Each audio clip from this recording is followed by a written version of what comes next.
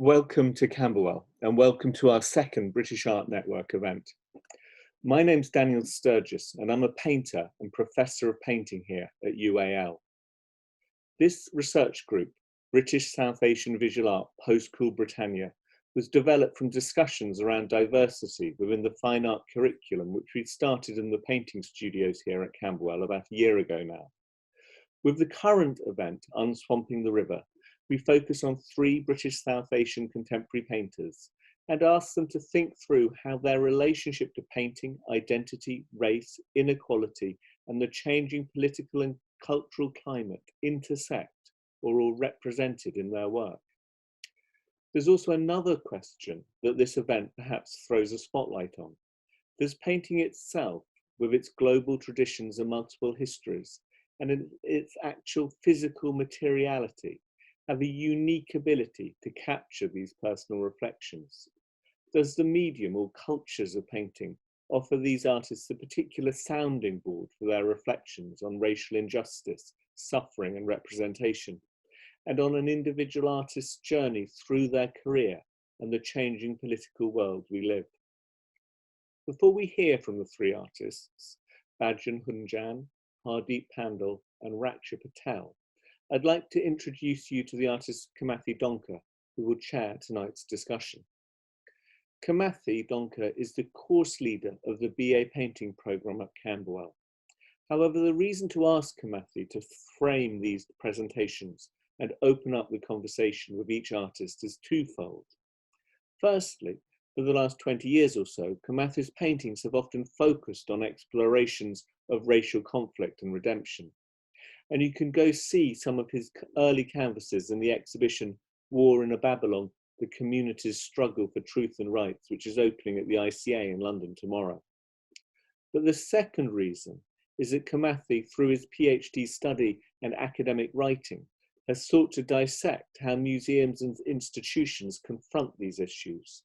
And in this work, he has thought deeply about the politics of blackness and how that impacts on all of us and our behaviour, and how that term has impacted on the British South Asian communities.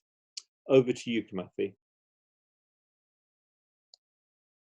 Thank you, Dan, and good evening, everybody.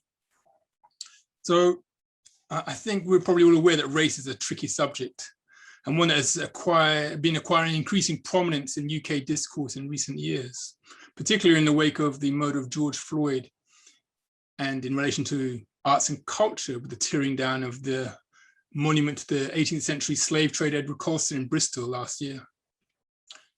I mean, over the past couple of centuries, many schools of thought have emerged about race and racism. Some say that race is a biological reality, which can predetermine the destiny of individuals and nations in ways that are similar to a person's sex at birth or the geographical fact of being an island. Others claim that race doesn't exist at all, and even to mention this hangover from 20th century fascism and eugenics is in bad taste and only likely to foment more conflict and angst. Whilst others assert that race does exist, but as a kind of figment of our imagination, a sort of socio-political conjuring act, which can be manipulated to suit almost any purpose, and which consequently can be deemed relevant to almost any situation. So for many artists of African, Caribbean, and Asian heritage in the UK, whether we are painters or non-painters, concepts of race have come to play a role not only in how our bodies are seen as racialized subjects in a so-called hostile environment, but they also inform how we challenge and address through our work ideas of subjectivity, identity, community, politics, culture, and of course, the art world. During the 1970s and the early development of Black art movement in the United Kingdom, artists of African and Asian heritage often combined under the banner of blackness in order to address race through their work. And this could most obviously be seen in the first National Black Art Convention organized by a group of African Caribbean art students in 1982, with Rashid Araeen invited as a keynote speaker. Indeed, one of Araeen's pioneering works was his 1970s performance, Packy Bastard, which was subtitled Portrait of the Artist as a Black Person. However, in the 40 years since then, almost half a century, that unifying model of blackness has increasingly given way to a set of more defined cultural and racial positions in which people from a range of diasporic backgrounds have foregrounded artistic identities which are more culturally and geographically distinct. However, there's also a sense that artists of South Asian heritage have not always received the level of visibility in the UK's artistic racial discourse that might be expected. And one example would be the 2017 Diaspora Pavilion at the Venice Biennale. It was an exhibition that I participated in, and it included artists of African, Caribbean, East Asian, and Iranian backgrounds, but didn't have any artists of South Asian heritage, even though that group is, you know, one of perhaps the largest diasporic sort of extra-European group in the United Kingdom. So we're now going to have, that's my little introduction to the subject, and we're now going to have 3 short presentations from each of the artists. Then we'll open up we used to call it the floor, but this isn't just a floor. We'll open up the screen, the speakers to questions, the keyboards. We'll open up the keyboards to questions. And first off, I'd like to introduce Bhajan Hunjan. Bhajan was born in Kenya. She lives and works in London, and her current work investigates the relation between abstract and representational forms, using a variety of materials and artistic mediums, with many works cited in the public realm. But for this talk, we've asked Bhajan to reflect on her artist journey, her relationship to the Black Arts movement, and the influential paintings she was making at that time.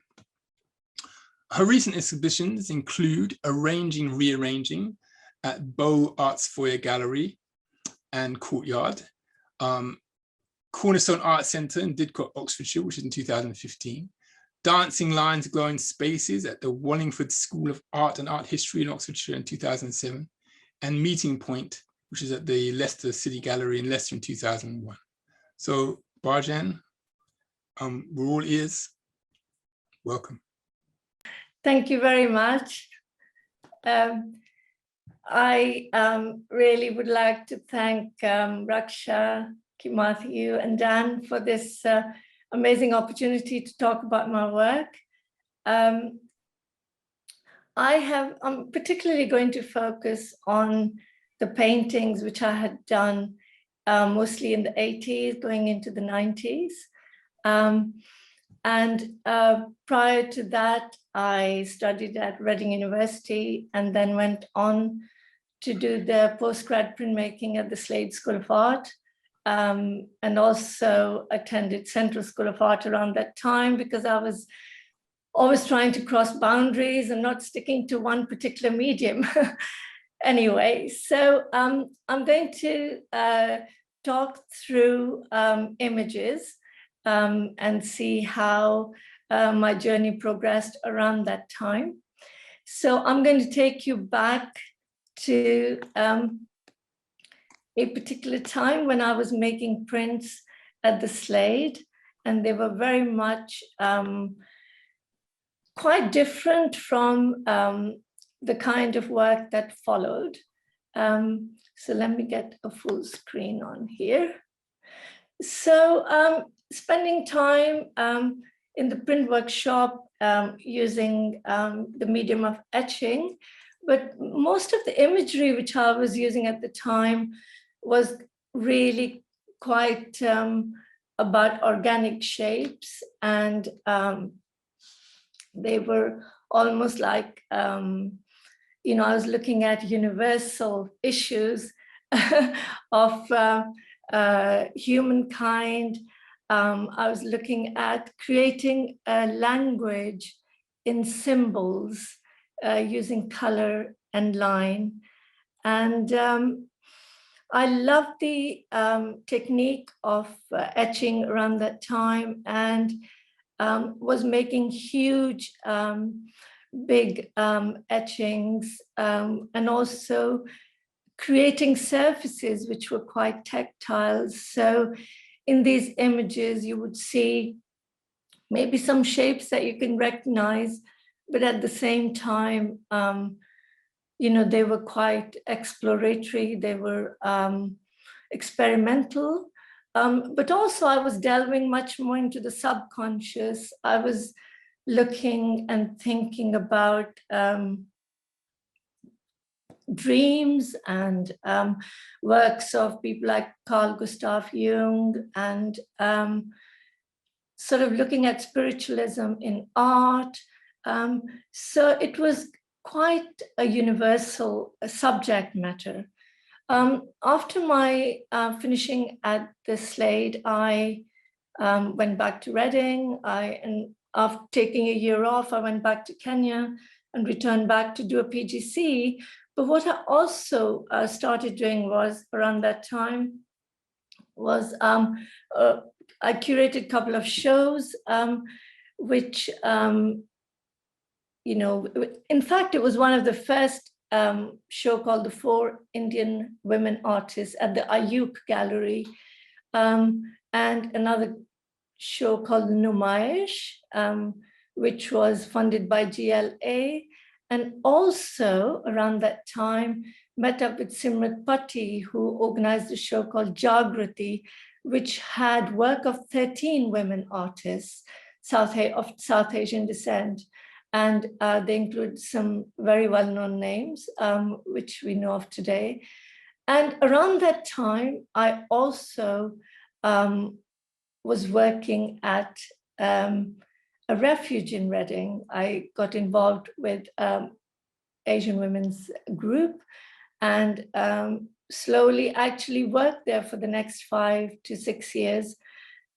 And somehow I almost had to unlearn what the kind of language I was trying to create in my work, but I also was working with women whose lives were very different from mine, who were faced with day-to-day issues of survival within domestic environments, but also working at the refuge, I came across women who were almost like on a borderline, thinking about their lives, but also, as you can imagine,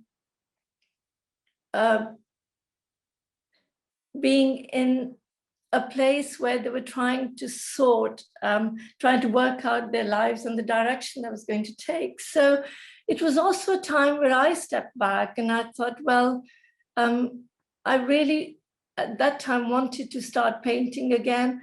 And also, I think somehow wanted to create work that spoke to the women that I worked with, and not only the women that I worked with, but friends and family, and also recalled a time when my mother said, well, you've spent 6 years in an art school, but I still don't understand your work. And I thought maybe it's time to go back to basics and try to create work which spoke to people. So most of the work around that time used portraiture, used portraiture of women that I worked with, but also used objects that were in my environment, including embroideries, including just some of the other things in my environment. And I remember at that time, I had a studio in a friend's attic, and somehow started thinking about my own self and started thinking about how do we break out of barriers, how do we somehow grow through the process of painting. And for me, around that time, the symbols that I was trying to create in my work became somehow symbolic of the emotions, symbolic of some of the feelings, but also they became instrumental for telling stories. In 1985, there was a woman called Balwant Kaur who was actually murdered by her husband in front of her children. And in 86, another woman called Gurdeep Kaur, who was actually known to some of the people that I knew. And she was again murdered in her own home by her brother-in-law. Both the women were trying to make changes in their life. They had left their husbands and were going through legal actions. And somehow I was so much affected around that time by this, by these incidents. And being at the refuge, we were trying to work through not only the external barriers of being in another country, where there was racism, there was all other kinds of, you can imagine things that were happening to people's lives, but also when women felt insecure in their own homes and were actually became, tortured by their own families. Somehow it just was something which I felt I needed to say something about, and came up with this painting, which was my tribute to both the women who were killed around that time.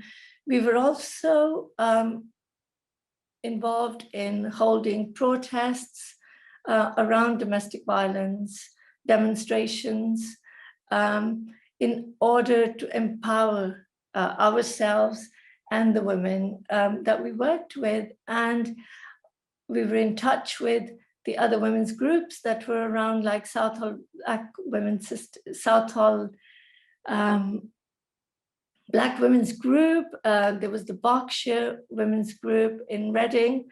And it was a time of great sort of, in media, women were active. There were a lot of somehow conversations around what was going on. And for me, I wanted to represent women who were honorable, women who were people in their own right, women who were proud to be who they were. And somehow, so this was almost like celebrating the lives of those two women. Next, it leads me on to an area where I delved in a lot of self-portraiture. We all know women painters like Frida Kahlo, Kathy Kollwitz, Gwen John. But also I was thinking about my own journey, my connection with Kenya and the soil, and the whole issue about migration. And again, trying to create a language where I used the domestic environment that I was working within, and looking at embroideries, looking at the way people felt compartmentalized in their lives. So here I'm just going to take you through some of the work which I did around that time. But this particular work was also used by Eddie Chambers when he put together the exhibition called Let the Dark Faces Come to Life. So I'm just looking at my notes here. And this exhibition took place at Herbert Art Gallery in Coventry, and it also, I think, went to one other place. So I'll just take you through some of these images. Around that time, I also had a one-person exhibition at the Aspects Gallery in Portsmouth, and that was one of the first times I also started drawing floor paintings. For me, it was a moment where I actually wanted to break out of the canvas and have people walking on surfaces. And we all know the connection with floors, especially with rangolis and other kind of floor paintings that women have worked with in the past. And this brings me to a painting called She Observed, because She Observed for me was again trying to represent women in their own space. The gaze was very important, and also the dress code. We're going back to 80s when children somehow didn't want to walk with their mothers when they were in a salwar kameez. I mean, it's something which now we 40 years on, we are very proud to be dressed in our, in our native clothes. But those days, people were feeling almost ashamed of dressing up and being who they were. And somehow the gaze for me was important, where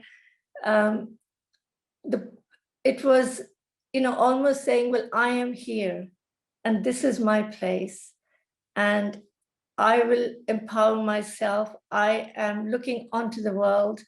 I don't need to shout about who I am, but this is me looking out. So looking at portraiture and also looking at, I was using images of women around me around that time. And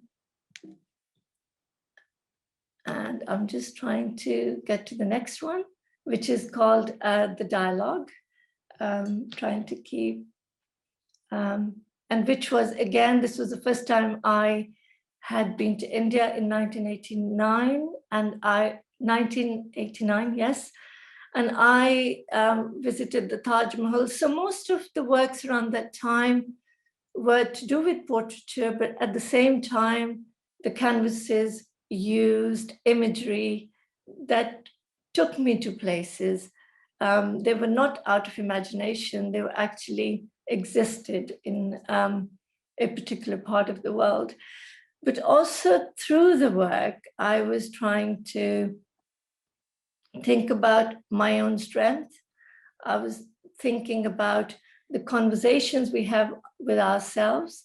I was thinking about how pattern as a symbol becomes, using the idea of repetition, how it becomes a surrounding area of comfort. At the same time, it is there as a barrier. It could be there as a screen. It could be there as a window. So really leaving it up to the audience as to how they wanted to read the painting. And this particular work was then used in an exhibition called In Focus. But before that, I had a show at the Horizon Gallery in London, which showed work of mostly artists of South Asian descent. And followed by the exhibition called In Focus, which was actually, happened after the other story. And it was a reaction to the exclusion of South Asian women artists in that exhibition. Another work here called Confrontation, again carrying on with the dialogue. And here we have Dialogue 2, which was part of an exhibition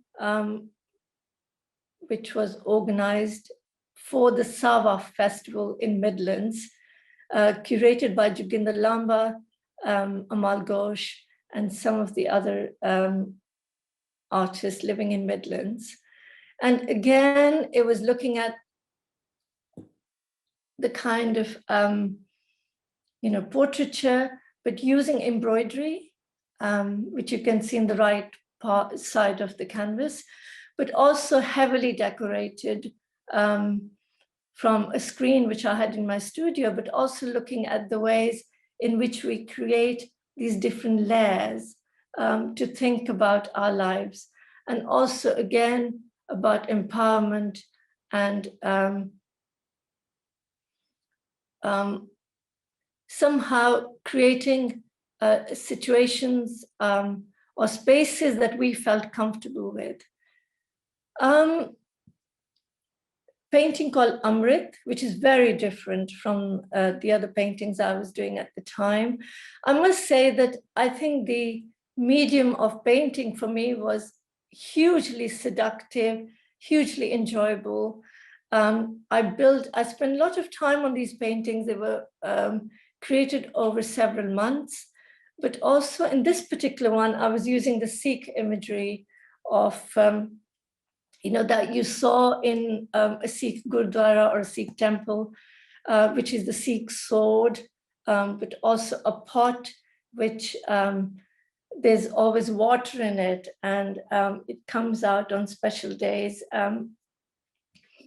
And I did this during the Gulf War in 91, 92.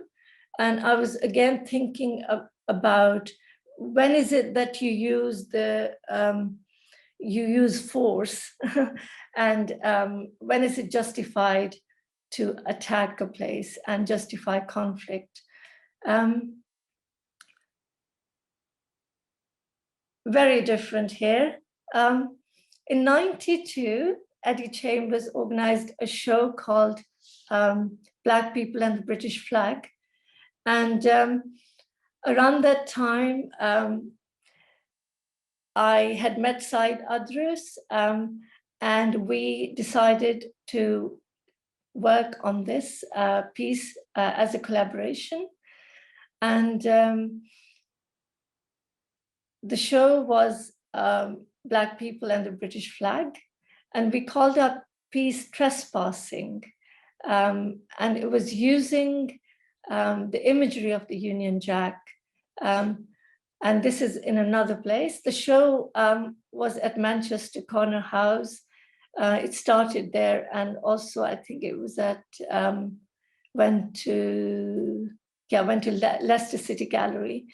And so the negative spaces actually became the positive for our piece.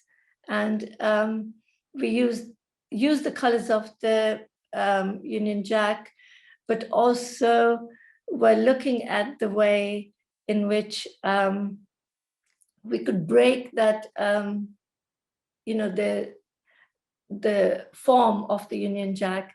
And calling it trespassing, we wanted people to walk through it so that it became a piece that could be felt or experienced in another way.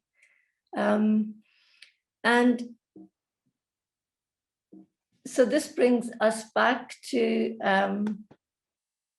the last piece that I'm going to talk about, which was when my practice embarked onto public art, and this was another collaborative piece with which I did with Said Adrus. Again, it was made with extensive community consultation and social engagement. But also what happened around that time was the 9/11. I'm looking at 2001. And that was the time when this piece was just, we were going to open it, made in stainless steel, but it also had an LED panel.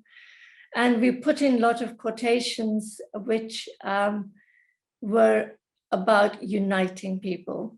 So I think I'm just running short of time. So I'm just going to take you through to the last few pieces. And what is it time for me to stop?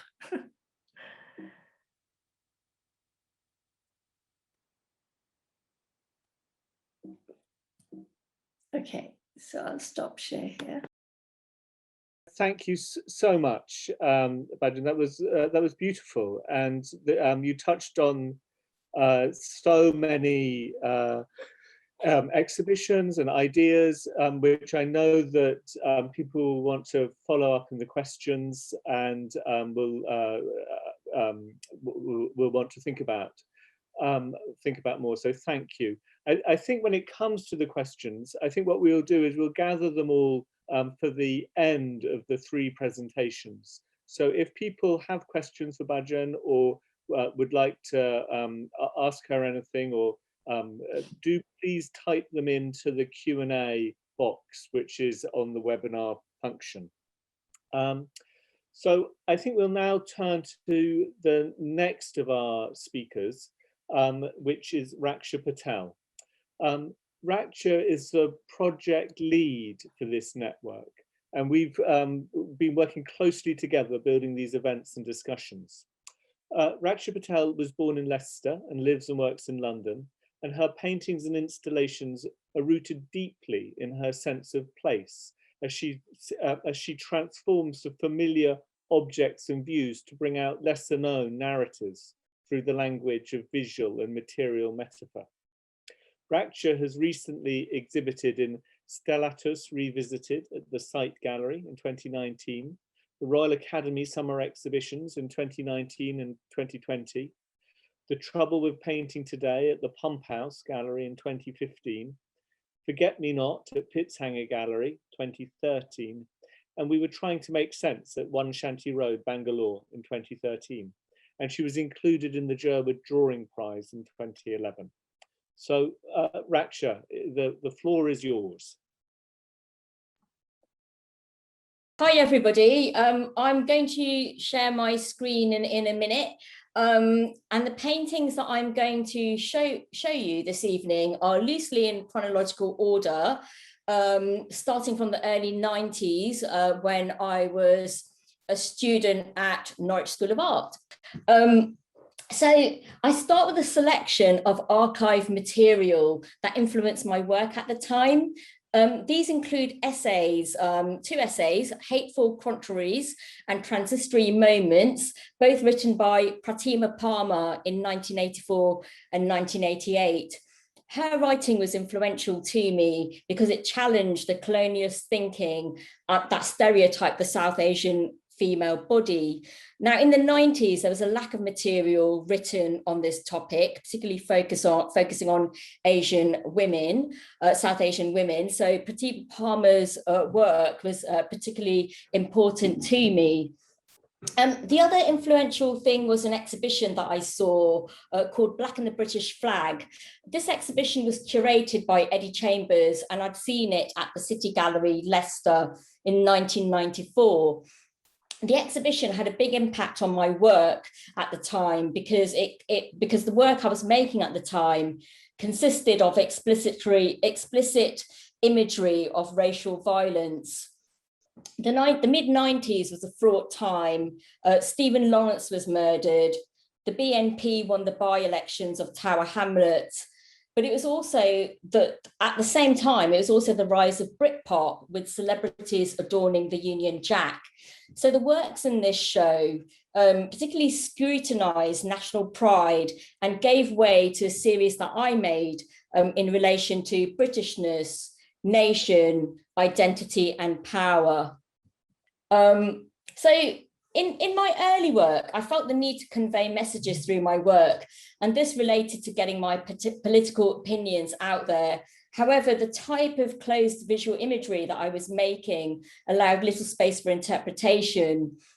I felt that for a wide range of audiences to engage with my work, I needed to convey visual language in another way.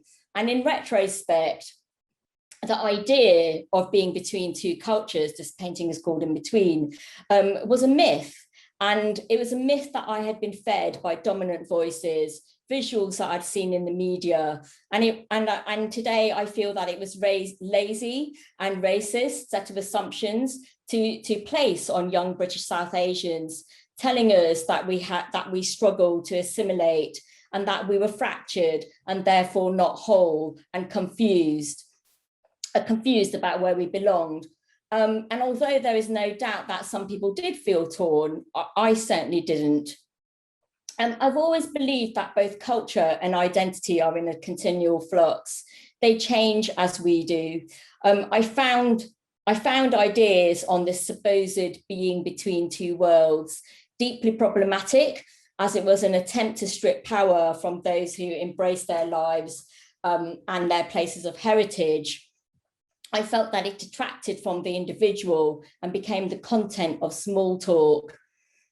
Exhibitions with titles such as From Two Worlds only reinforce cliches. The idea of sitting between two cultures lumped individuals' experiences together rather than give time to explore the nuances of how one sees themselves as an individual outside of skin and outside of heritage. In the mid-90s, the landscape in my work focused on London. It looked at the interactions that my body had with architecture, strangers in passing, and everyday objects. This allowed for a more fluid and open manner to explore ideas of place. I used my own body as a site of dialogue, dressing up in typically Western or Asian clothing. I used to fake Indian accents to see what reactions I would get from the public and use this material in my work. I became interested in ideas of perception, seeing the same situation from various viewpoints, which I would then photograph and use this material for painting. This included heightened perspectives, the overscaling of bodies, placing objects so that the shapes of them could be read in multiple ways, and therefore altering the meaning of their function. I believe that this challenged stereotypical ideas of the sexually passive and the subservient image of the Asian woman. At the same time, I was also interested in mental states, ones that exist between different worlds, in a fantastical world of the make-believe, and with one that is more outward and real. My work attempted to merge fiction and reality, which fed into the myth of the other. Coinciding with this work was the rise of New Asian cool, and as exciting and promising as it felt at the time, I didn't use the visually available material out there, because the set of parameters that were used in exploring British Asianness was not only decorative, but narrow and focused on cliches. For instance, Topshop had a season of Indian summer, which came and went out of fashion within the year. And by the late 90s, it was apparent that the idea of Asian cool had just become another consumerist fad. So this is a painting made from the room that I'm actually in right now. I didn't live in this room at the time, but a friend did. And the landscape behind has changed very much. It's 9 Elms.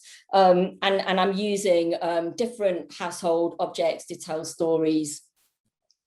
I was aware that my work was being pigeonholed, and this was evident by the types of exhibitions that I was invited to.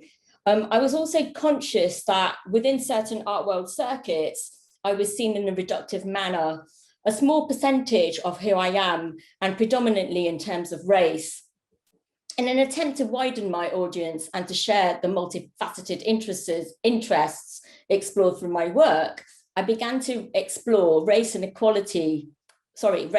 inequality through universal ciphers that more could identify with. In this work, Stairway to Heaven, the single-use ketchup sachet becomes a metaphor for street violence. Its background, a shopping mall, becomes both a public and a private space, an arena constructed to allow illusionary ideas for momentary pleasure. I was deliberately painting the underlying violence in my work through a beautified lens that depicted grandeur in order to seduce the viewer. A lot of my work is rendered in a detailed, neat and slick manner on a polished ground. At the time, I was interested in how smoothly painted surfaces imitated the photographed image, and how this had the power to hold the gaze, to seduce and to draw in the viewer, allowing time for them to engage with its surface before deciphering the uncomfortable content of the work. Much of the work that I made around this time draws parallels between photography and the digitally constructed image. However, paradoxically, it also draws upon the body and landscape and the relationship between us and the natural world. This painting, shown here at Pitshanger Manor, explores notions of infinity, of life and death and regeneration. The white and the red palette stem from Hinduism, with the red symbolic of life force and the white purity or emptiness. I have used the symbol of the swastika on and off throughout my work since I was a student. I grew up drawing this symbol out of vermilion paste onto steel trays and onto walls as a blessing. Drawing this symbol with my third right finger was akin to painting. I enjoyed seeing the mark of the paste, taking the contours of my finger, making this mark an extension of my body.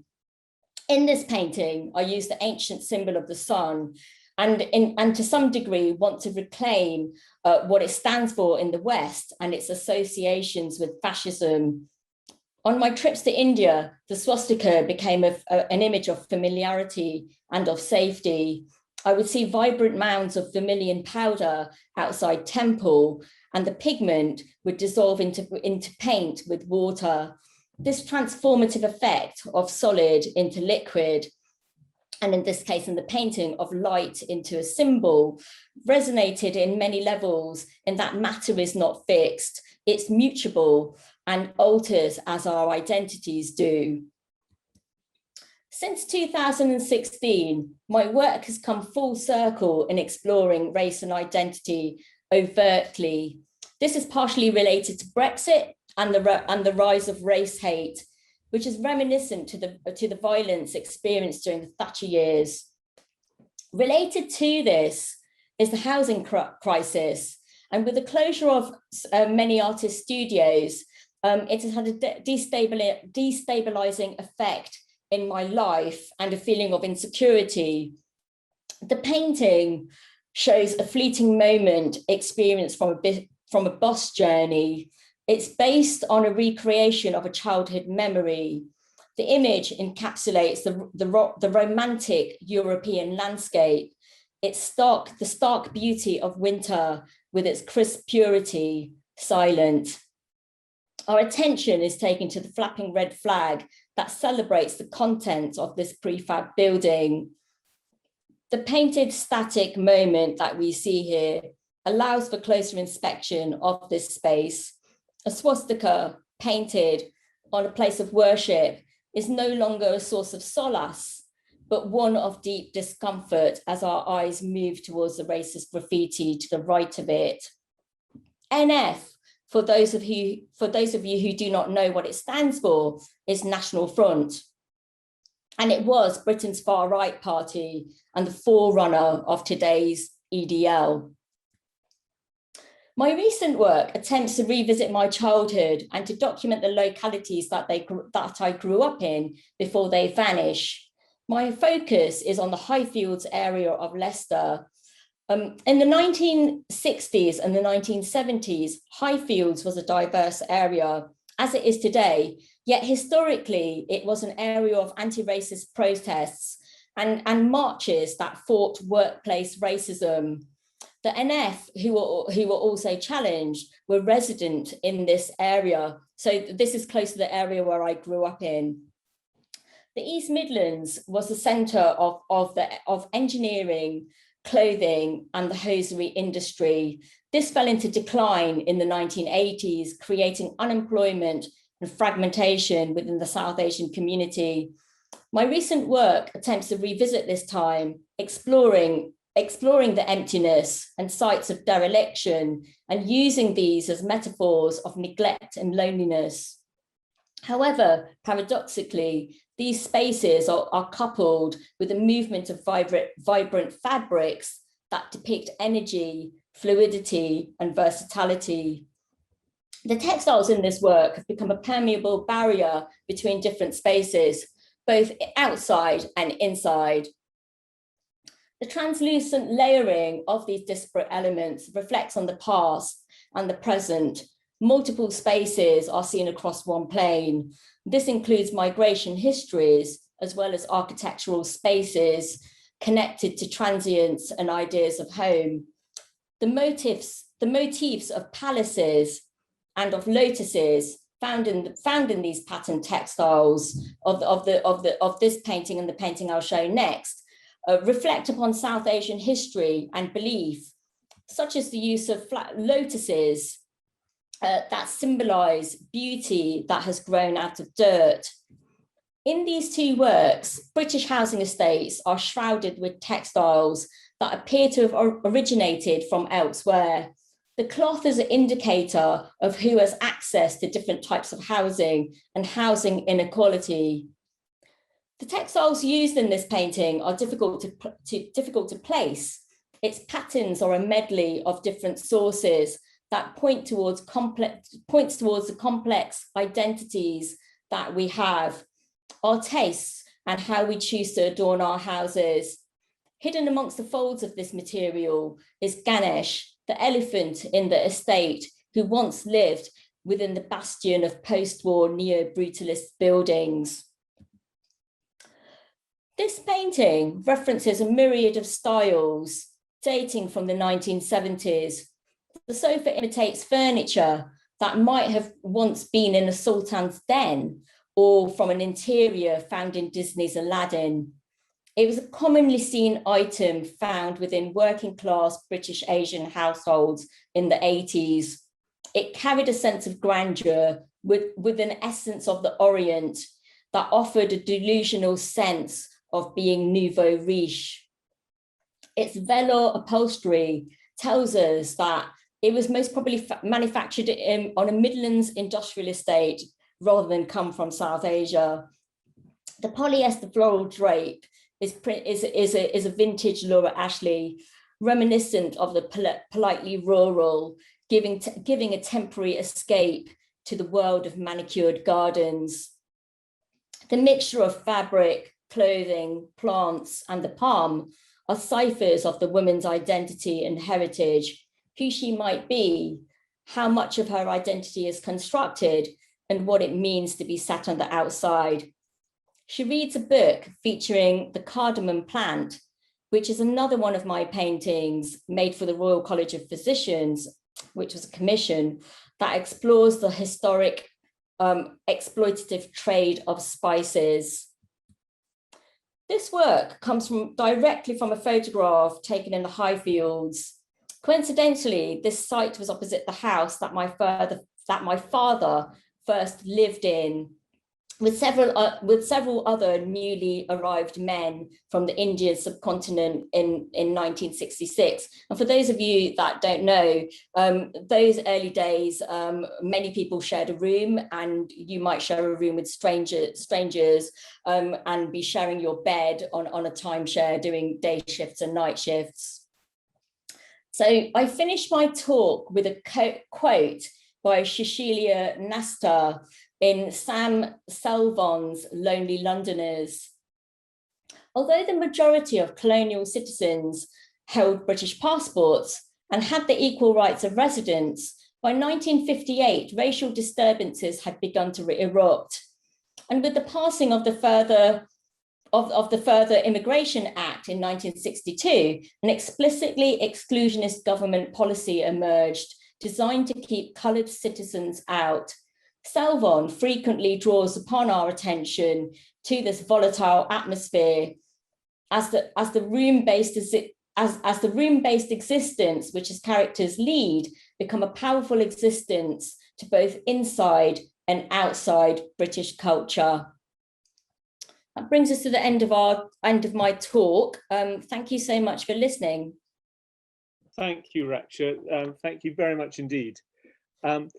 Likewise, we'll take questions at the end. I can see some of them are coming in the chat in the question and answer box as we go. So please do continue asking and posing questions to any of the speakers. But after Raksha's presentation, we're now going to turn to Hardeep Pandhal. Hardeep was born in Birmingham and lives and works in Glasgow.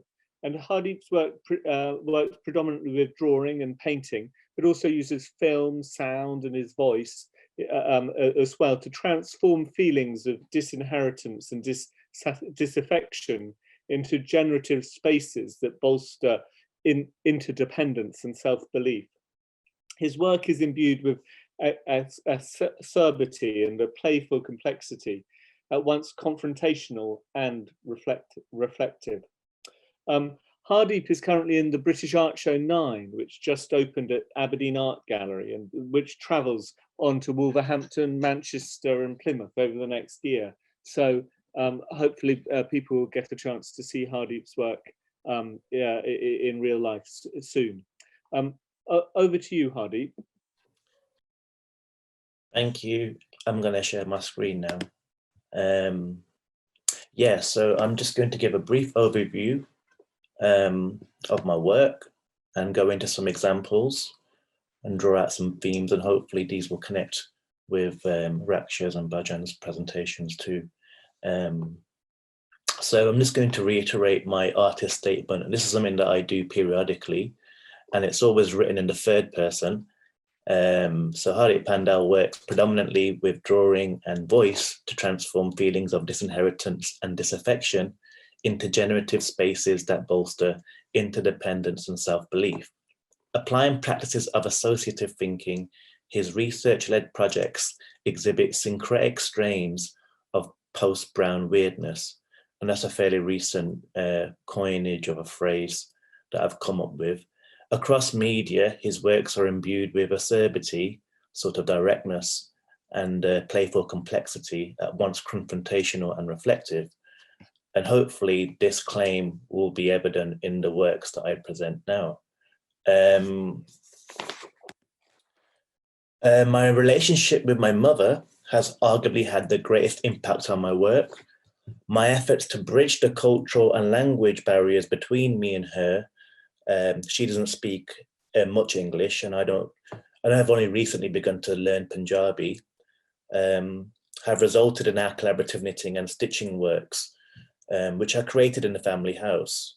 But I also consider that the suggestive or elliptical text and voice, essentially gaps or omissions in communication, for example, in my drawings and other works, comes from the lack of direct verbal and textual communication between us.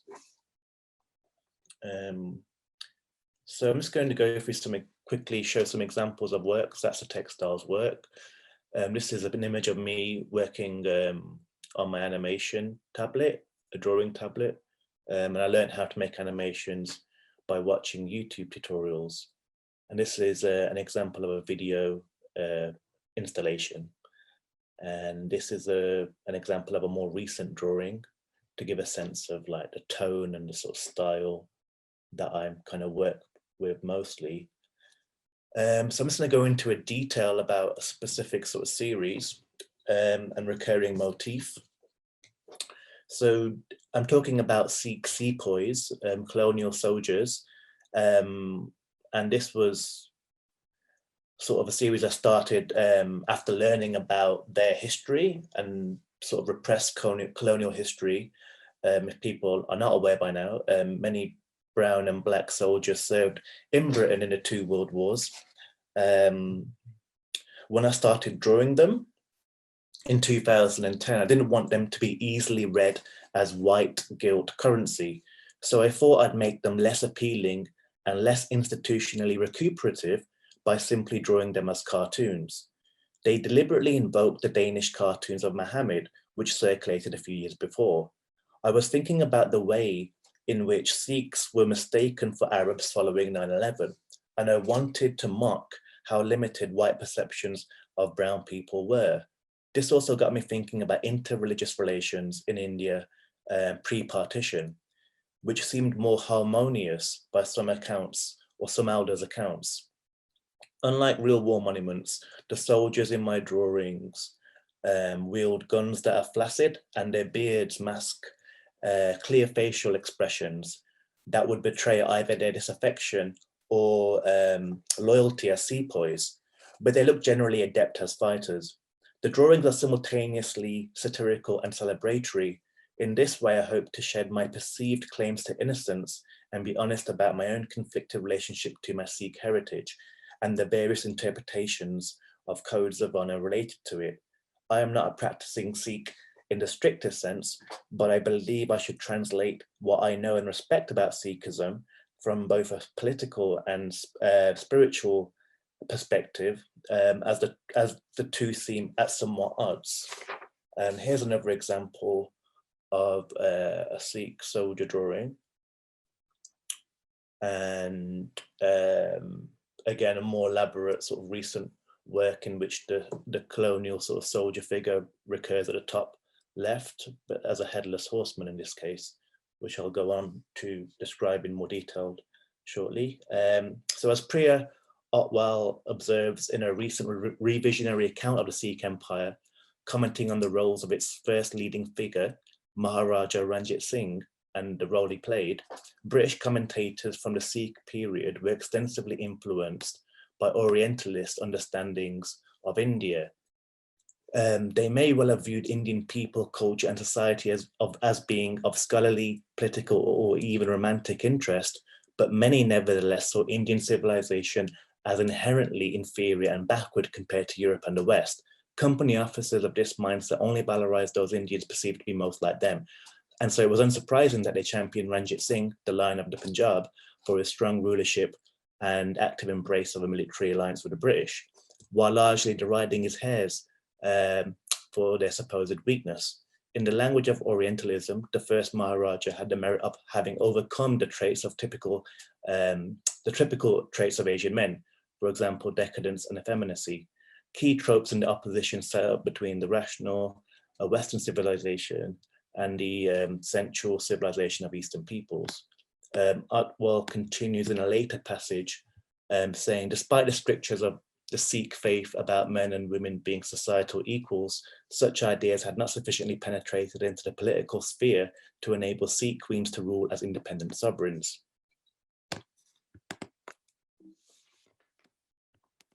This is an example of the figure I referred to in an animated form.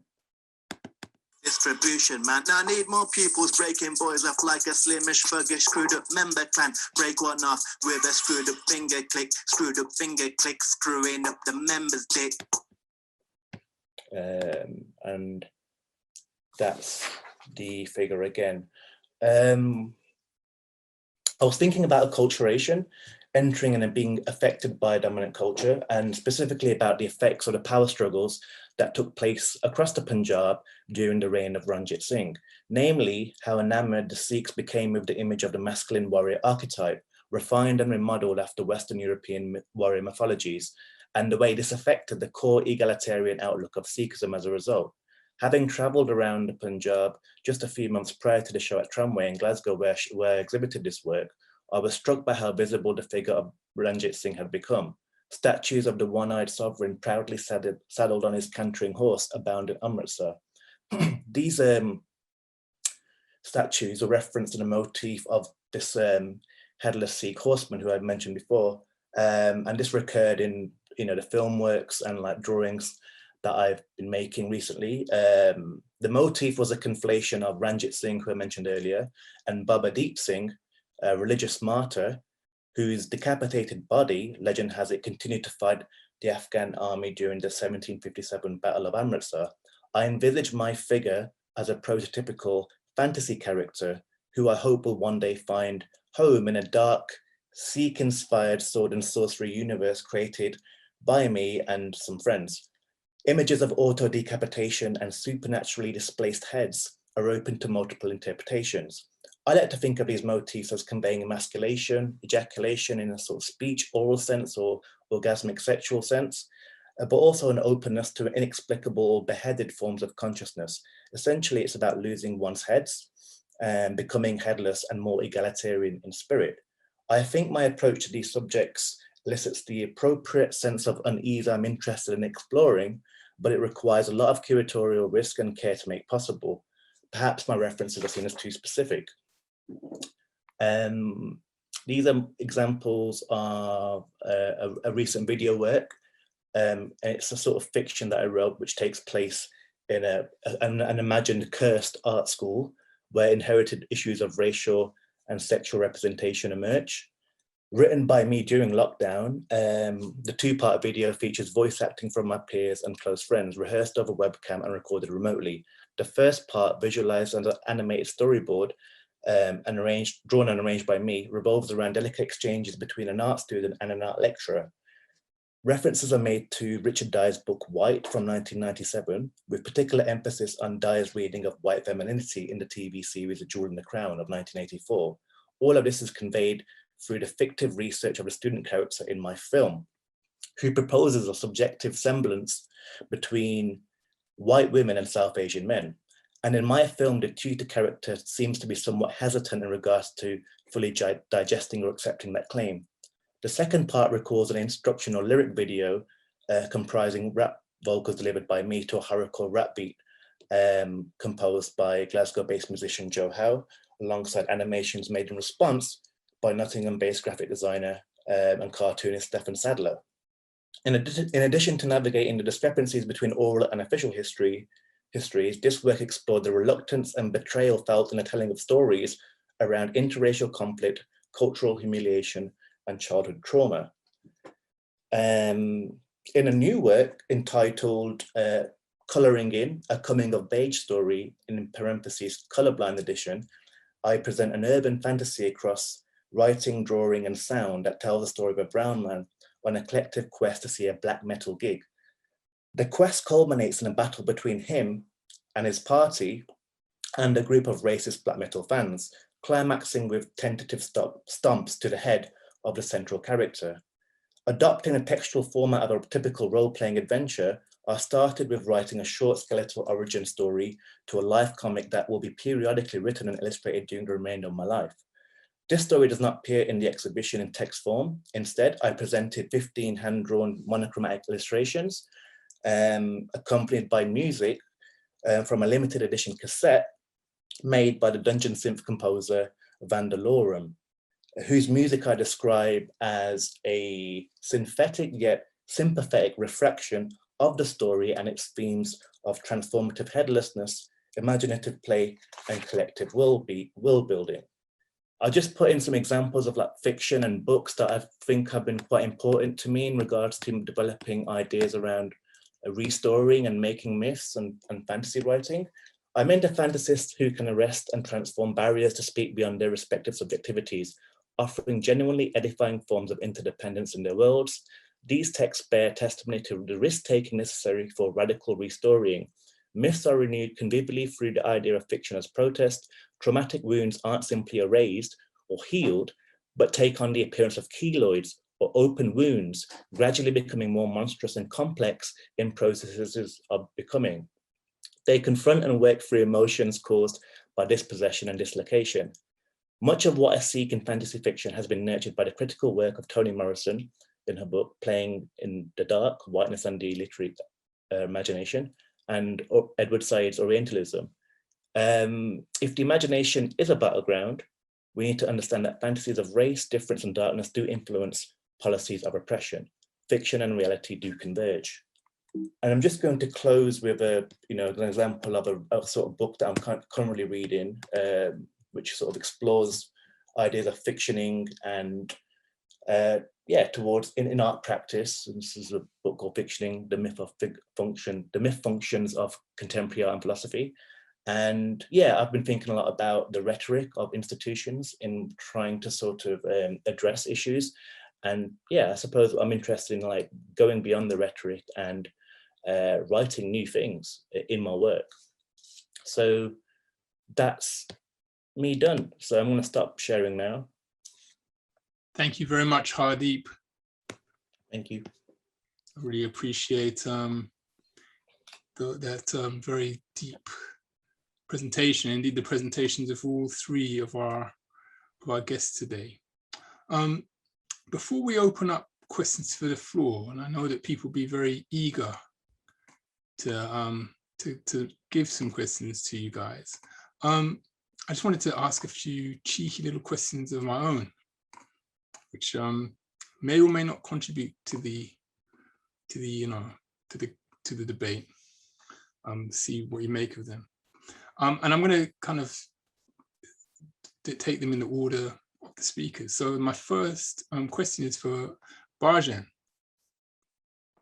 And Bhajan, it was very clear from the paintings that you've shared this evening that figuration and abstraction were two sort of streams of thinking which produce a kind of parallel vision on your canvases, you know, in the period which you were talking about.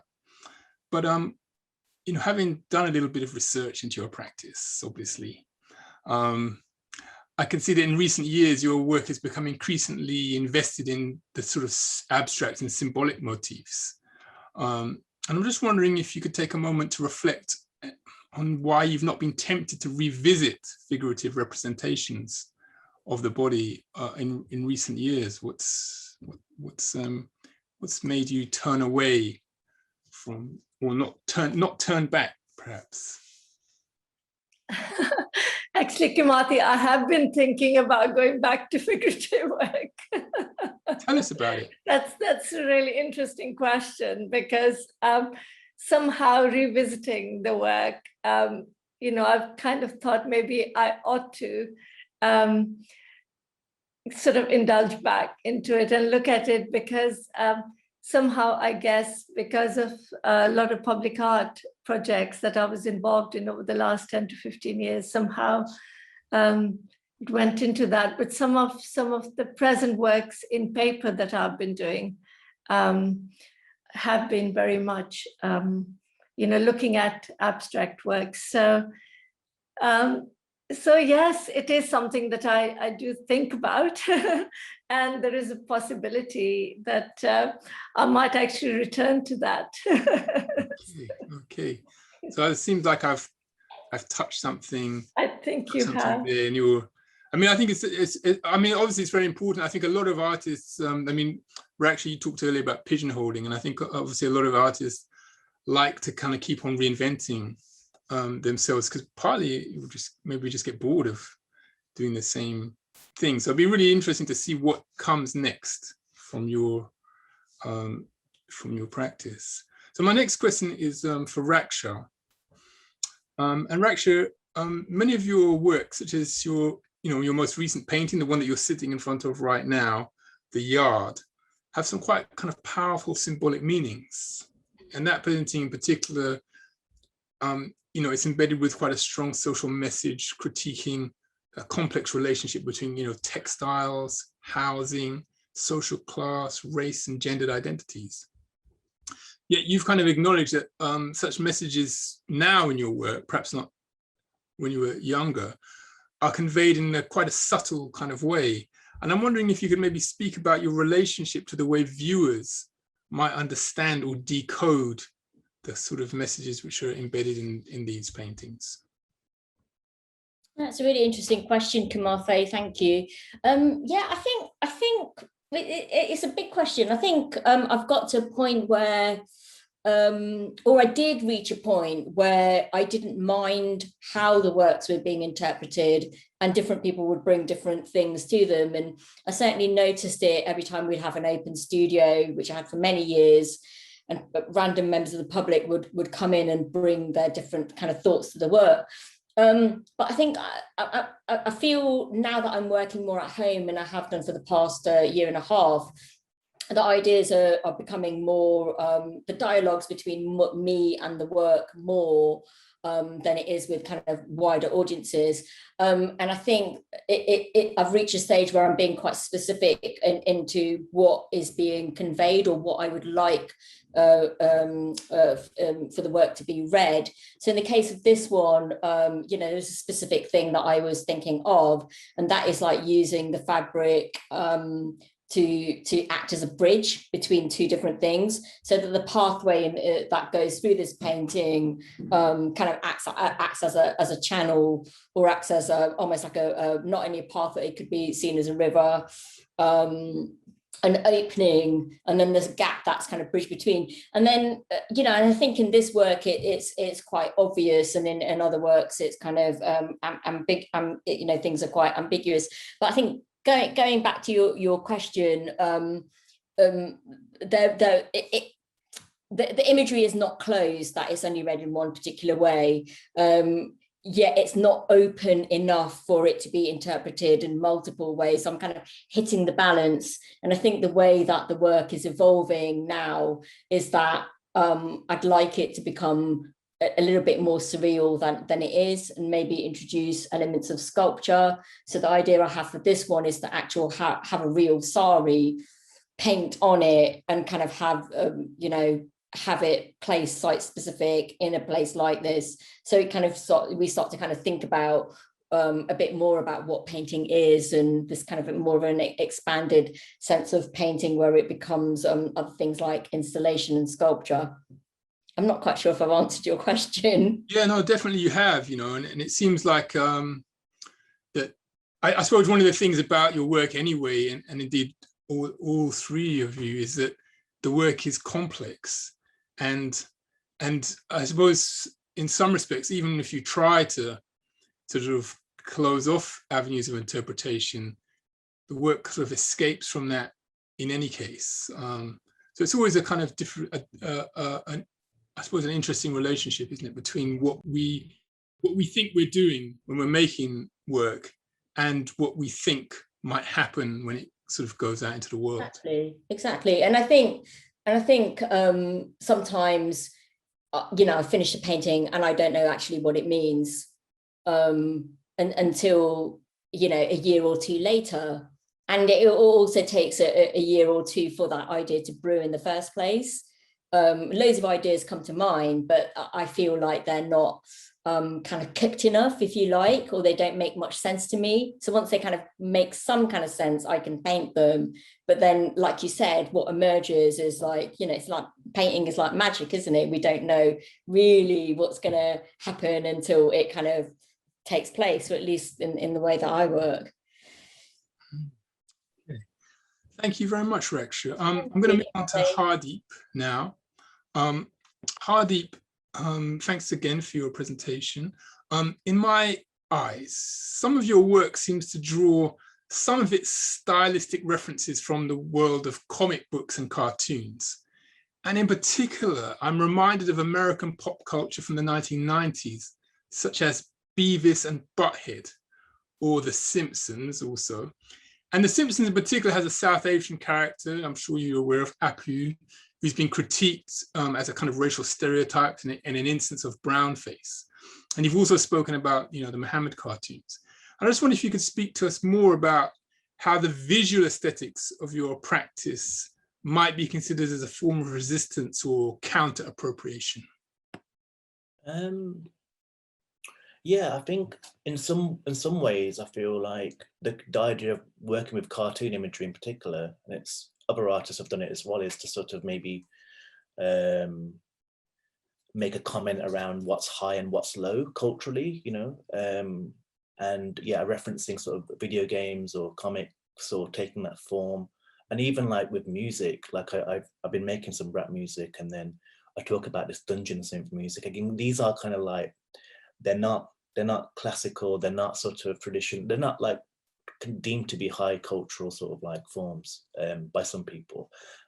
So it's quite a lot of trash, I suppose, but I feel like there's a lot of truth in trash as well. That's not to say that I keep up to speed with, you know, try to keep up to speed with you know, kind of cultural theory and ideas, and, you know, engage myself with that as well. But yeah, I think it's trying to sort of always figure out what's expected, whether that's an institution, whether that's a kind of curatorial conceit, whether that's like, you know, my family, my parents, you know, and just to play around with that as much as possible if I've got the chance to. And I've been quite fortunate to have sort of, you know, platform at a fairly sort of young or early stage, perhaps in my career compared to other artists, you know. So I feel like if I've got that platform, it's more of an incentive or a catalyst to take more risks and like play around with stuff, you know, as much as possible. Yeah, that's what I think. Well-deserved platform, I might add. Cheers. So don't feel guilty about it. Okay, so we're going to move on to sort of the more open questions, which we've been gathering, and I would like to start off by reading out a question, which is for Bhajan, and it's from Alina. And Alina says, thank you so much. I'm intrigued by your collaborations with Saeed Adrus, as I haven't come across many collaborative works from that time. It seems that artists in your circles were in such close dialogue, for instance, exhibiting and publishing together, but often works themselves were single-authored. Do I have the right impression? And how did your collaboration with Adrus come about? I met Saeed during the Crossing Black Waters exhibition, which was organized by Panchayat at the Leicester City Gallery in the 90s. And so we used to spend a lot of time together. And that's how the collaborations came about, because he did spend a lot of time in my studio and vice versa. So when these opportunities came along, we thought it would be a great idea just to collaborate and see what happens. Okay, great ideas. Thank you, Alina and Bhajan.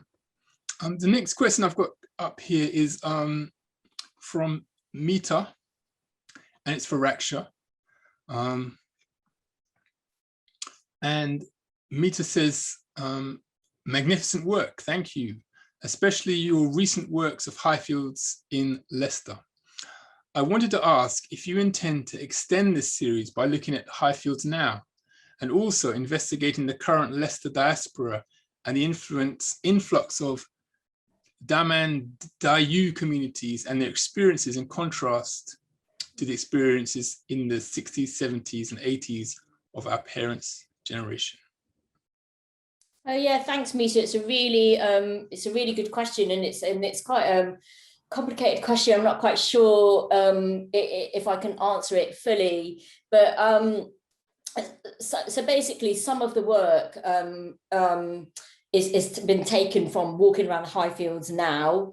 You know, prior to lockdown, I've been walking around the Highfields area, you know, for the past 5 years, photographing it and just photographing like random stuff that that I find interesting, and then I use that material for my work.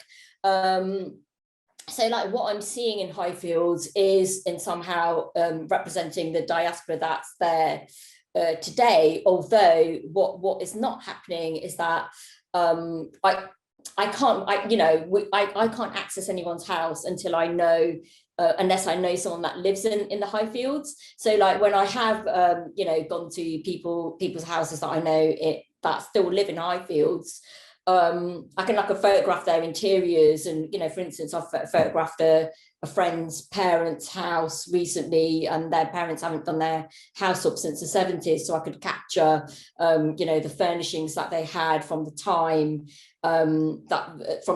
when they first moved to the country. I mean, I'm sure it's been kind of done since, but decorated since, but it's still kind of quite dated. But in terms of yeah, I mean, I think what I'm trying to do is kind of look at imagery, textiles, furnishing, wallpaper that comes from that time, because I have a connection to it. But in terms of like documenting Daman and Diyu communities, I'm not sure. It's not something that I've thought about, and that's partly because I'm not fully kind of engaged with their communities directly. You know, I pass people on the street, and I live nearby many people from Daman and Diyu, but I haven't kind of like entered their homes to kind of see the way they live and see the things they have. And you know, much of my work does come from like the interactions with place. So I'm open to it. I mean, if that happens and I have that engagement, and there's something kind of within that I can use, then I'll do so. But I'm not kind of outwardly, you know, kind of in my work. The work's so kind of ambiguous and open that I don't necessarily specify that this comes from this community and that comes from that community. You know, it is kind of related to the interactions that I have, if that makes sense. It made sense to me. Raksha. Thanks, Kamathi. It made sense to me too as well. I think so. I think it would have. Okay, so the next question is from Naira. And Naira says, thank you for sharing your work. It's been very insightful. And this is for everybody on the panel. So we get a triple answer from this one. Colonial continuities are again evident nowadays and remind us how necessary any anti-colonial and anti-racist resistance remains.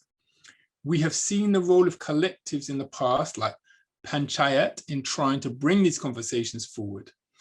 And I wondered if anyone would like to speak about the lack of South Asian diasporas having these conversations as collectives. So it's a time to think about collaboration and collective. And I wonder, perhaps you could speak positively as well about collective and collaboration if you're aware of collectives, you know, taking a role currently. Raksha, looks like you have unmuted yourself first.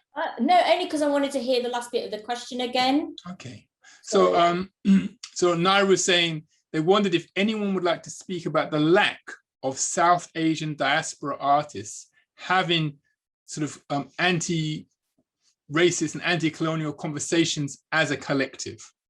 So thinking about collectives as a form of sort of resistance to, you know.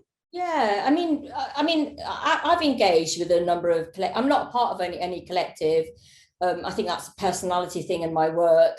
But I do kind of go to events run by collectives and listen to their dialogues and discussions and stuff. And, you know, there's the Waki reading group, and I'm aware of. Can you say that again? It's like WAC. Women of colour, it's like a reading group, and then there's the WAR collective and patchwork archivists, and so there's a few kind of like you know, collectives kind of taking place. But I think one of the things that I'm aware of, and it came up when we made the application to British Art Networks, is that the conversations that I had within the anti-racist and the you know, the post-colonial discourses that are taking place in these collectives are still on the fringes. They're not kind of taking center space. So unless you know about them, you won't be able to, you don't really get to engage with these collectives as much. So they definitely need a higher platform and more visibility. But the other thing that I noticed within them, and this is not a negative thing, is that the collectives tend to be from a younger generation than an older generation,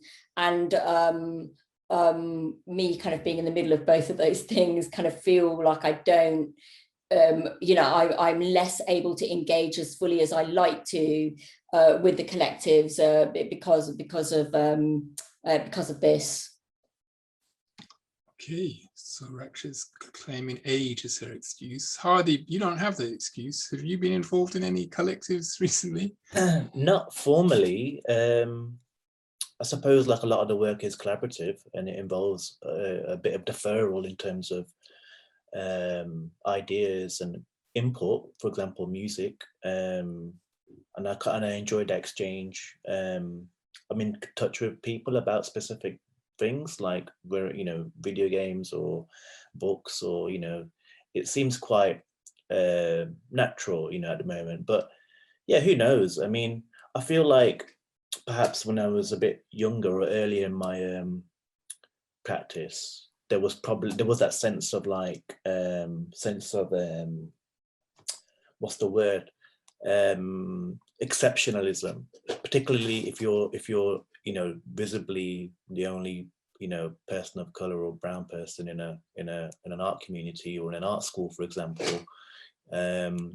Then it's hard to sort of, you know, feel that a collective can, you know, work. You know, you don't know where to begin really. So it's quite a hard thing, especially, you know, in Glasgow, where I'm based. So one step at a time, I think. But yeah, I think there's definitely you know, some interesting things happening with collective work and what can be done. it's really encouraging. Okay, Bhajan, did you want to say anything about collectives? Well, I mean, in the 80s, we were very active. And I think one reason was because in the art schools, we were quite isolated. And there was this kind of magnetism when we met people of color and who were working, we kind of started talking. And I guess even with Panchayat, it was with Sheen Merali and Alan D'Souza having conversations, and then other people came on board, like myself, Simrit Patti, Shanti Thomas, and that kind of became like a formal collective as such. I guess that was one way also then to come together and create Go for Education projects and exhibit together, and it gave people a platform. And I think somehow there was much more hunger for it. I find that I don't know whether the Thatcherite government actually sort of killed all that for us anyway in the late 90s and 2000. I don't know whether, but somehow there was a lot more grassroots level action where people were getting together, and not only just the Black, generally also the term Black was quite, it was how do you define that? Because when we were in those collective shows, we were all Black, we were people of color, but there wasn't a distinction between sort of African, Caribbean or South Asian communities. I mean, we all considered ourselves Black. And then obviously, I think maybe as a lot of, in the 90s, there were lots of cuts to voluntary organizations, and somehow I think people need to survive as well. And those things fizzled out somehow. But I think there's great strength in collectives and conversations, and somehow I think sometimes people ask me, how many people are you in touch with, when you were all together? And there aren't that many people. And although, we work with the younger people or have conversations, and somehow I think the brilliant thing is now having those archives. I mean, we have the Sadar archive at Birmingham Museum, which is looking at archives from certain first generation period, or we have the Panchayat archive at the Tate, or other archives, which people can probably feed off from the time of what was happening. But it would be great to see younger people getting together, and maybe it doesn't matter with age. I think still, I think people do get together when there are shows, or when we know of, and there is a close connection, I think, with people of, people of color generally. I think whether they are collectives or not is another matter, whether you formally become a collective, but I think there is still a lot of, there's a function there for people to connect and work together. Thanks very much, Bhajan, for those insights and for sharing that experience as well of your own sort of relationship. I'm just going to hop back to an earlier question, which perhaps in some ways it's quite similar to the question that I asked actually of you, Bhajan, but perhaps it's something which everyone can jump in on. And this comes from Mary Evans, who is our colleague at Chelsea College of Art. She's the director of the Fine Art BA there. And Mary's asking, is the signifier of the Black-brown body a necessary prerequisite in understanding that an artist's work may be referencing race? And she's also asking, can a painter's work be exclusively abstract, but also still reference race? That's a kind of, it's like a quiz question almost there, I think. I'll be awarding 10 points for the person who gets the correct answer. Well, I can come in. I think over the last few years, I've been making work which is not about race, which is, could be it's abstract, or it sort of touches on other notions, because I feel at the moment I don't need to do that. And I think maybe in sort of with a particular career of an artist, there is a time where you need perhaps to deal with that, because those are the issues which are very close to your heart, and those are the ones that you want to put across. So I think with whatever you put out there goes hand in hand with where you are at in your own life. And somehow I think that is what dictates the kind of work you do, whether, because I think end of the day, you're an artist. Maybe you need to say something, but I think end of the day, you're an artist. For me, it was always about passion and about being an artist. So what I was trying to say in my work was secondary. It came later on. It was about a creative process that was important, I think. Thank you, Bhajan. Raksha and Hardeep, do either of you want to step in on the just quite interesting. question? Yeah, it's quite interesting in Mary's question, is the signifier of the black and brown body necessarily prerequisite? I don't think so, because I think race can be referenced in so many ways. And I remember seeing some of the abstract work in Soul of a Nation exhibition, and I guess it comes down to what does race mean? Is that our bodies, and is that skin color, or is it kind of beyond that? Is it to kind of do with place, or is it to do with like how you feel internally? Is it to do with country?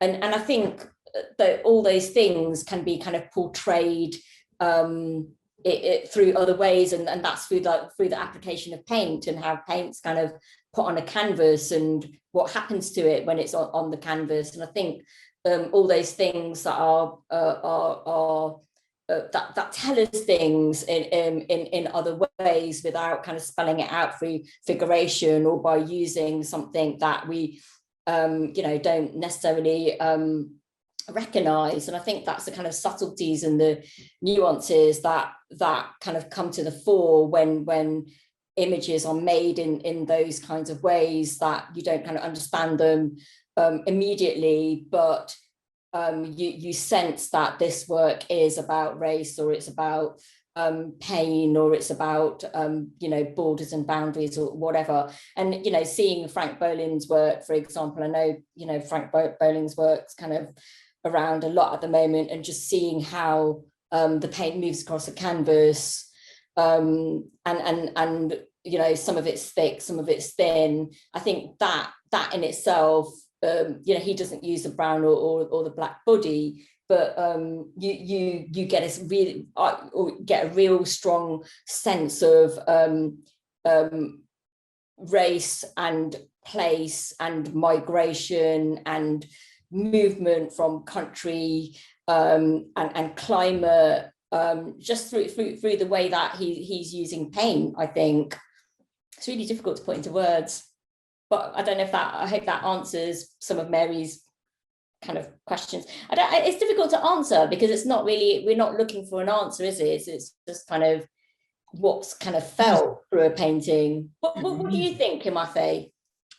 Yeah, there were some things I was going through when I was thinking about your about the Mary's question. I mean, one of them that came to mind was the work of Rami Badamoshi, sort of British Nigerian artist whose work often uses like symbols of race, which are very kind of very how can one say, extremely abstract. So he creates works which is black symbolizes black people, white symbolizes white people, and he uses yellow to symbolize so-called yellow people, based on a particular I think 19th century interpretation of the three races of the world, and then arranges them in in various kind of modes, like for example, producing a three-sided chess set, which has, a black side, a white side, and a yellow side. So I think that for me is a kind of a possible way of thinking of a person being able to think about race in a way which is kind of abstract. And the other thing I was thinking about was the book by Huey Copeland called Bound to Appear, which sort of talks about artists, I suppose, including, I think, oh my God, the names are gone, but including like artists like Glenn Ligona, for example, who's using text in their work, literally, letters across the canvas or whatever, but also manages to kind of signify represent race and representation through that. And the book Bound to Appear is like how can artists talk about something like the body which actually isn't physically represented in the work. And my final thought on it would be to do with I suppose whiteness, representations of whiteness, and the way that certain painters, for example, particularly in Britain, represent sort of whiteness almost exclusively through their work, and it's hard to determine, isn't it? Is that a conscious representation of whiteness as a racial, or is that some sort of and I hate to use the word blind spot or lacuna in their work. So that for me is also an interesting question, and something which I think particularly white painters or white figurative painters are very rarely interrogated about. All of your people in your paintings are all white. Why is that? Is that some kind of thing that you've got? You don't like us? So yeah, I think it's certainly a really fascinating question for Mary. I don't know, Hardeep, did you want to come in on this? Yeah, I mean, I agree with everything that you've said. Yeah, I suppose like my immediate answer would be, the first question, that it's not necessary. But yeah, I agree with you. And the whiteness works by not really announcing itself. It becomes a kind of nebulous standard. And I'm reminded of the time when Jon Snow referred to this group of people who were, I think, marching or protesting for Brexit or something, and he referred to this group of people as white people, and then that got lots of complaints because people hadn't never really been referred to as a race. So it's an interesting thing when you think about it like that. So it's kind of it's not a color, so that makes it kind of beyond kind of, it makes it the standard or something. Yeah, and I think there's ways to play with all this stuff. I mean, I believe that no matter what you do, it's kind of going to be somewhat connected to subjectivity, in some way or another. I think it's really hard to avoid that. I mean, yeah, that's all I can really say. Cheers. Absolutely. No, thanks very much for that answer. Okay, I'm gonna just quickly scroll through because we've still got time, and there's other questions which have appeared.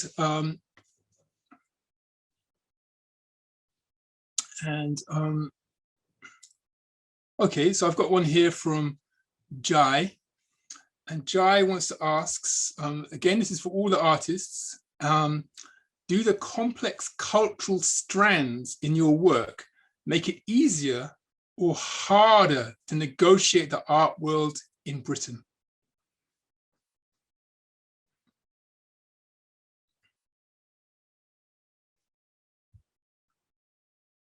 Who wants to jump in on that one?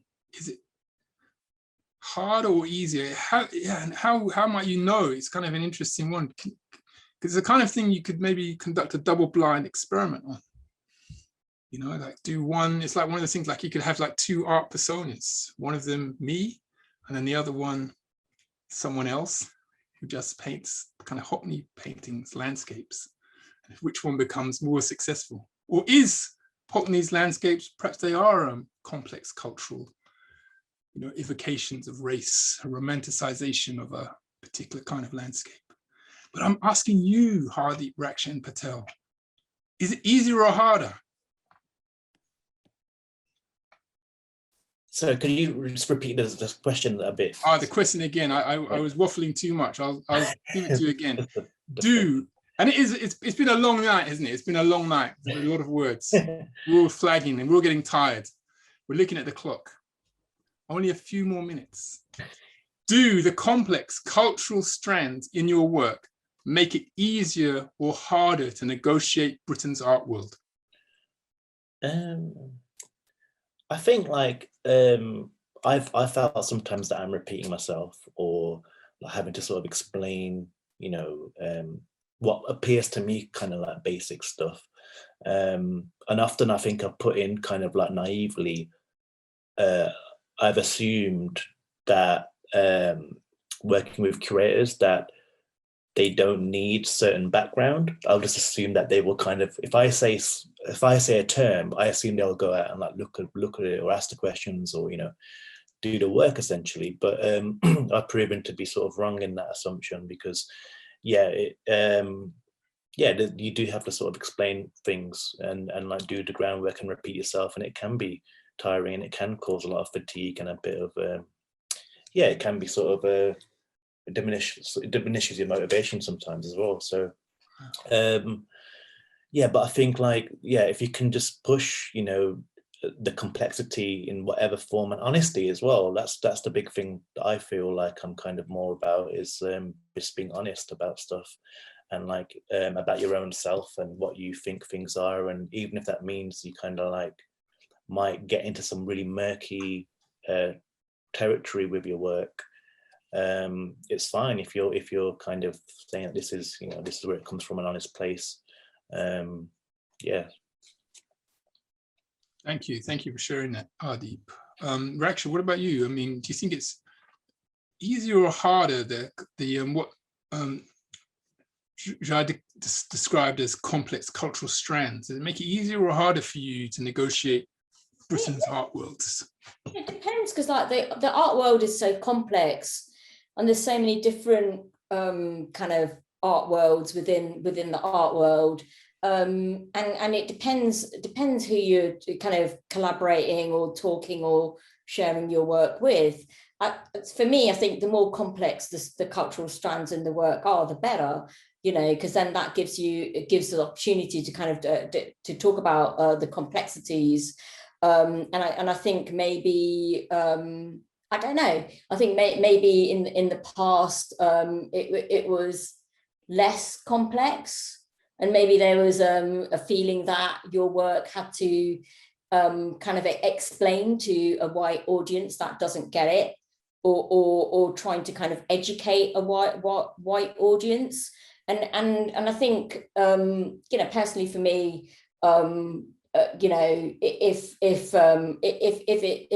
it's harder, and it's hard anyway. That's the way I see it. It's hard for me, at least. It's kind of hard to negotiate with more kind of established mainly white staffed institutions.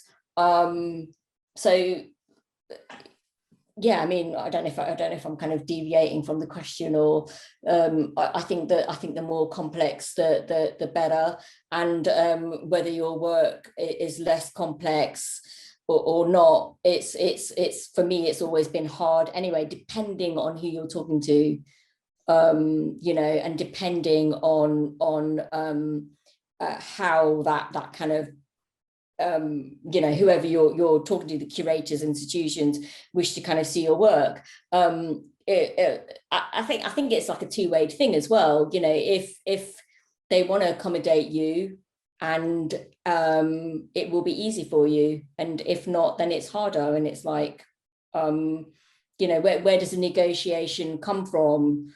I think I negotiate in the same way as I always have done. I've tried many different ways, but on the whole, I can't change who I am and the way that I present myself. I'm not going to, like Hardeep was saying, I'm not going to pretend to be something that I'm not, and I'm going to be honest and present my work in you know, through in the way that I'm making it and who I am. And if that's difficult for some people and difficult to penetrate, then fine, you know. I'm not going to kind of make it nice on a platter for anyone. I don't know if that's the answer to what Jai was asking. I think it is. Yeah, I think it is. I mean, I suppose I'm reminded a little bit in terms of just context. I'm thinking about, you know, when, and we are, you know, again, going back into deep history before many, I'm sure, of our guests were born, or indeed possibly before one of our panelists was born, which is the Other Story exhibition at Hayward Gallery in '89, and sort of, I think, reading through Rashid Arain's recollections of that, I hope I'm not distorting history by saying that Anish Kapoor was one of the artists who'd been invited to take part in that show and declined on the basis that he felt, you know, it might be pigeonholing him, as he was just sort of on the start of his career. And I think it was the year after, or the couple of years later, that he won the Turner Prize, and has probably since gone on to become, you know, one of the, if not the most prominent artists of South Asian heritage in the world.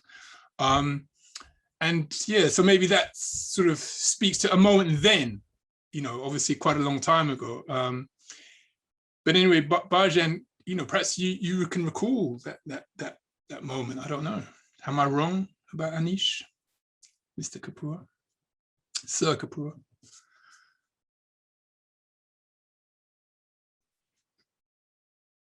No, you are right. You're right about it. I think those are the choices we make along the way.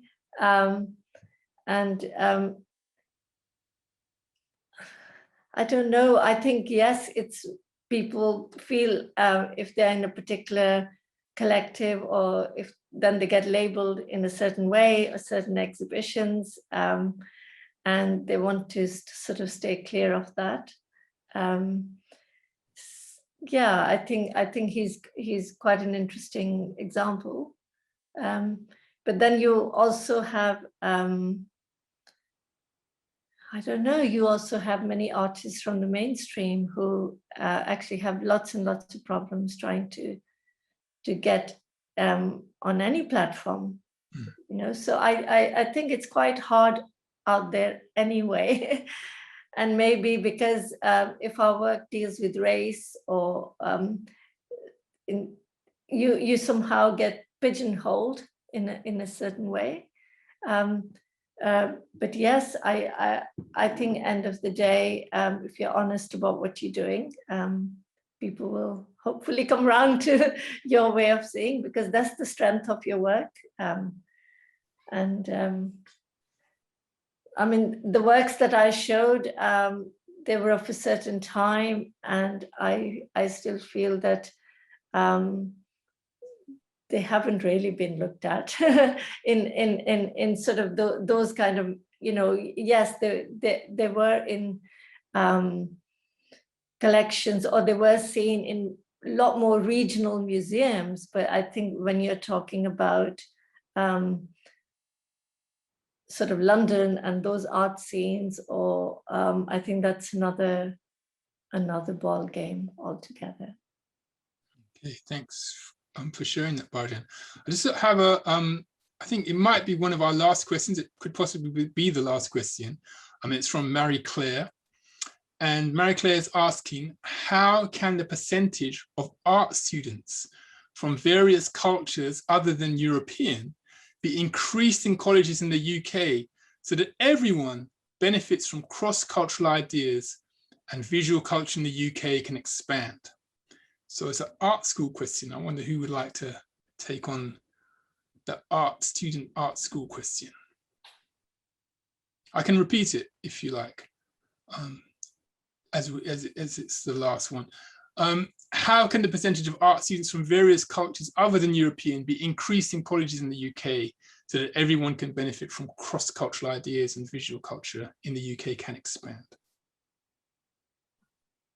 I think this is a question that, you know, certainly kind of working at UAL has come up quite frequently, and particularly in painting, where there is a lack of diversity on the course, and you know, and why that is. And in fact, this is where this project kind of evolved from, is when we were looking for paintings in particular from different diasporas. We found it difficult to find, you know, especially from a certain time kind of period.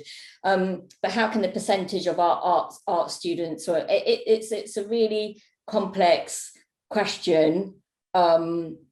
And I think strategies need to be put in place where there's more outreach at a younger age. I mean, it's kind of chicken and egg, because firstly, if there's representation in the gallery, and more audiences of diverse backgrounds go into the gallery, go into museums and galleries, they can see that, oh, doing fine art is a viable career for my child. And here are some examples of successful Black and Asian, British, Chinese artists. But because we don't have that visibility, or it's not enough, and audiences aren't getting into galleries, there's this kind of almost that I think that's a barrier in itself, because young people might want to go into art, and then they might be discouraged from going into that because people don't understand what being an artist is. But I think also there needs to be a lot more outreach done at a younger age, and where people are kind of visited when they're at primary school, secondary school, from universities, so that they get a better understanding that these places are available. I mean, one of the reasons I wanted to become an artist in the late 70s, when I was at primary school, is because we had an artist in residence, and the artist in residence said, "Oh, you're good at art. Have you ever thought about being an artist?" And I was like, "What's that?" You know, and she described it to me. But you know, until those exchanges, or a lot more of those exchanges take place, and art colleges kind of do their bit and do a lot more outreach, then maybe in particular areas and particular schools, then the diversity will increase. But it's like a bigger picture. It's art colleges doing their bit, it's galleries and museums doing their bit, and it's kind of funding into, or getting artists into schools, particularly diverse artists into schools, and kind of talking about what it is to be an artist. Okay, thank you, Raksha. Bhajan, did you want to? Yes, what I wanted to say was that I do a lot of work as an artist educator, and I work a lot.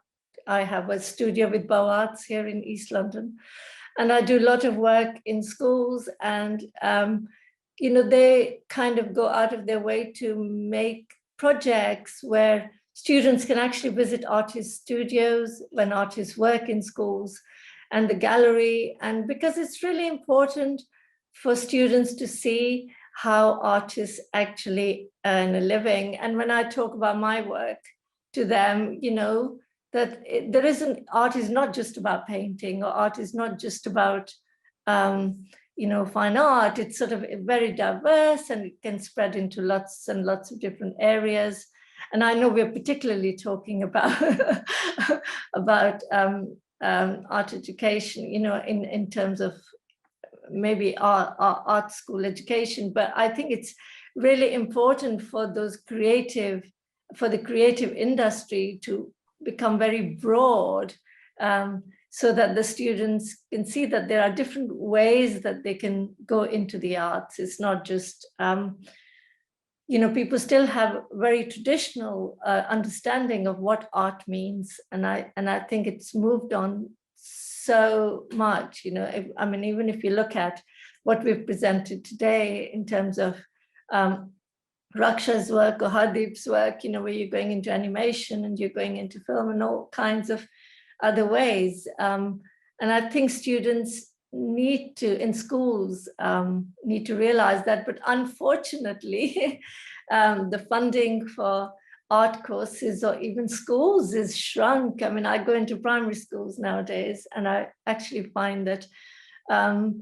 they do something like an hour of art per, they might just do 1 hour per term and not for another 2 terms. It's ridiculous how much art education is being cut in schools. And I think we forget that it has to start at a very younger age, the creative process with children into their primary and secondary. So by the time they come to a stage where they need to find out about, what they want to go into, and there is more access to art schools, it's really important, yes, that there's this kind of, we feed into the early years. Really, really important. Okay, I'm kind of conscious that Dan might be jumping in at any moment to kind of draw this to a close, because we sort of got past the 7:55 moment where according to the script, he's supposed to come and say stuff to chuck us all off the internet. I just wanted to say that it was really nice. We did get one, not a question, from Eddie Chambers, congratulating the artists at the panel for such a wonderful conversation. So thank you, Eddie. Nice to get that message as well from one of the sort of the greats of the British art world, the world's art world.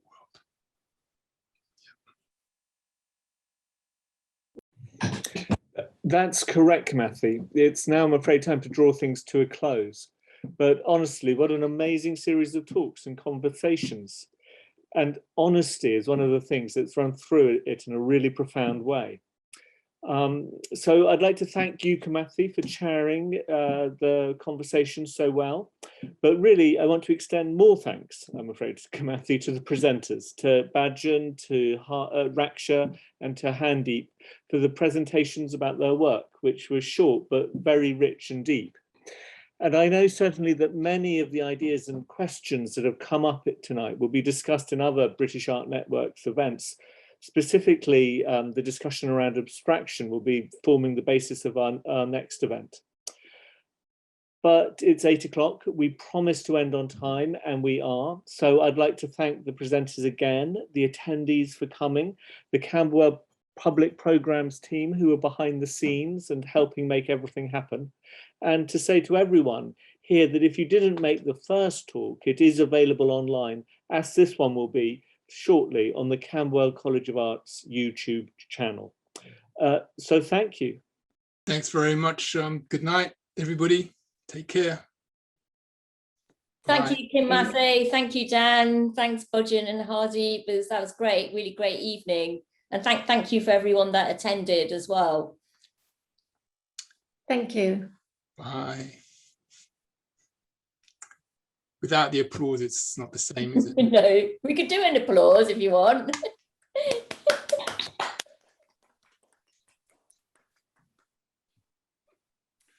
See ya. Yeah. So yeah, you probably know we are running another event, hopefully before September, and the loose plan for that one is looking at abstraction. So yeah, we will keep everyone updated and informed on the next one.